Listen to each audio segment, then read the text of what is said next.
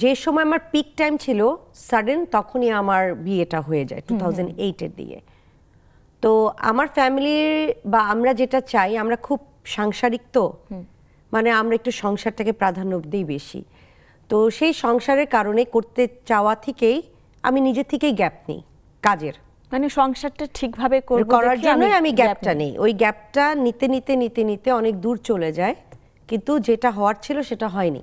এটা হয়নি, যেটা হয়নি আর কিছু তো করার নেই।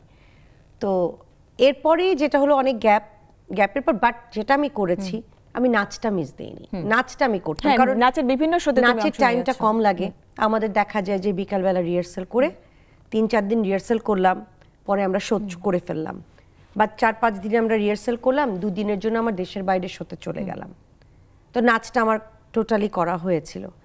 বাট নাটকের বিষয়টা যেটা আমরা জানি, তুমিও জানো, সবাই জানে যে অনেক টাইম দিতে হতো সেই মুহূর্তে। দেখা গেল সকালবেলায় উঠে সারা দিনের জন্য আমাদের চলে যেতে হতো।